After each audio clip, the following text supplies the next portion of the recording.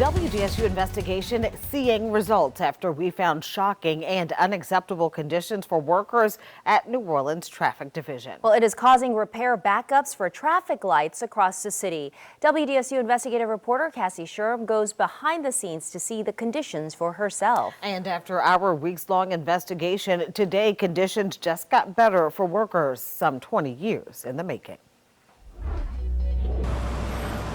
Flashing red on traffic lights, creating hazards, making it not so easy to get around the Big Easy. And this is one of the most important things in the city. Traffic has to flow. When a traffic light goes out, these are the guys who repair them and get them back out at the Traffic and Signal Division. But sometimes that takes months, and for some, years. It's the summertime. They're knocking them down left and right. Just yesterday, we had, 3 or 4 knockdowns, so the list never ends. Part of the problem is for the 700 traffic lights in the city, there are only 3 people who work in the shop, when a city of the same size is supposed to have at least 22. But having 3 people and expect us to maintain the whole city, impossible. I uncover why that is. This is the worst of the worst. This is where the guys used to work at. Oh, wow. Hazardous conditions in FEMA trailers that are 20 years old. That caved in. It nearly missed the guy. He was standing right there under it, and it came down. And they said, oh no, it's termite infested. And then they just left it open. And how long has that been like that? since I started working here. So there's no air conditioning in here? Currently, no. They fixed it, but it went out. I've been here every summer. It touched over 100 degrees in these trailers. It come to a point to where I had to give them truck keys to go cool off in the truck, because it's so hot in all the buildings. There's nowhere for us to go. And for these workers already going up against bad conditions, when it rains, it pours. As y'all see, the zinc caved in because they have a leak, and this wall is so soft. So when it rained, the zinc caved in, and they never came to repair it. If we can't recruit, we bring them here, they're not gonna want to come here. They look at the conditions. Who wants to wake up every morning and come here? That's the problem we had to face. WDSU Investigates obtained hundreds of property maintenance service request forms for the past few years for the shop. The concerns ranging from bad roof leaks to multiple cut fences and theft to more than a dozen AC requests. I sent one every Monday for maybe a year and a half. Joe Butler, a former supervisor for the shop, says since Katrina, the department has been falling apart like the trailers they work out of. They're not designed to last over 5 years. These trailers is 5 years and they need to be gone. All the time I question it. When are we moving? These trailers are not fit for us.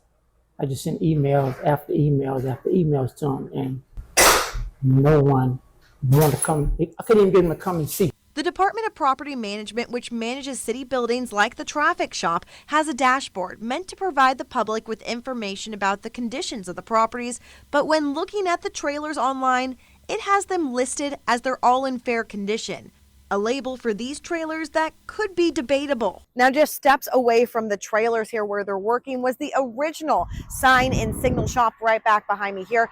Now, after Katrina, they had to leave it because of the damage, but I learned the city has no plans to repair it for the Department of Public Works. Instead, they're trying to propose a possibility for NOR to take over and spend millions of dollars to make this building back behind me here a boxing gym. It's been in the works since 2016. The first part of the project is FEMA funded, and more than $1.5 million will come from city bonds if voters approve it in the November election. Put them on the dock, go to the dock, and load up. So that's why we say this is just a, I don't know why they didn't repair our building and put it back in. After FEMA gave them the money to repair the building. So every time we ask questions, we never get no answers. Leaving those who keep the lights on feeling defeated. We want to see change. I mean, it's been like this since Katrina. Like, we feel neglected. Do you think if they were to fix this up for you guys could work from out of here? Oh yes, if they fix it up, we willing to stay here and work out of here. After WDSU was exclusively invited by employees to see the conditions, WDSU Investigates for weeks attempted to get interviews through email and in person. Have you been to the property before to see the trailers? Have you seen what they look like? And this Tuesday, the city held a media press conference to address WDSU's questions. You've seen them. So yes. The conditions are really bad. Yes. And they've been pretty bad for almost 2 decades.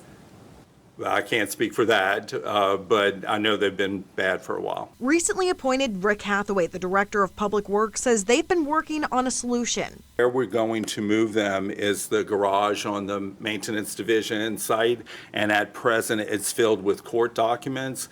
We've been working with the Department of Property Management, I'd say midsummer of last year, trying to get the court to remove those documents. So once we get that, the renovation will be able to start. The trailers, we've been pushing for that, and finally it looks like I'm getting some headway. Why do you think it took so long to even address this issue when they've had so many maintenance concerns? Department of Property Management has been doing their best to maintain it. There have been a couple of issues. I guess through funding issues or whatever, we're finally here and we're able to make a move. So you can see this is one of the better of the trailers. Wow, that is impressively bad. When it comes to funding, City Council is in charge of approving budgets, so we took the conditions to Councilmember J.P. Morrell. Did you know that this was going on? No, we have never been told that we have human beings, let alone city workers, working in those conditions. And that is inhumane, it is unconscionable, and provided that they will tell us how to fix it and what funding is needed, we will do it.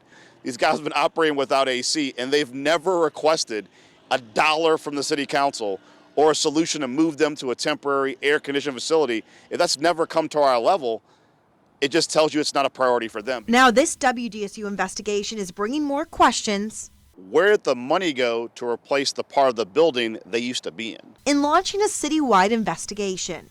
It's certainly something that the council will look into. I appreciate you bringing it to our attention, but what's really troubling to me is what is being communicated to heads of departments to not bring this up during budget.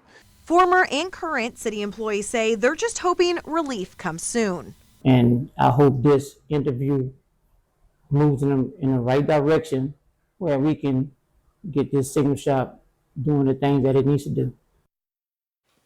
All right, for more on WDSU's investigation on where federal funds are going for the traffic division and the changes this investigation is bringing, you can go to our website, WDSU.com. An ISIS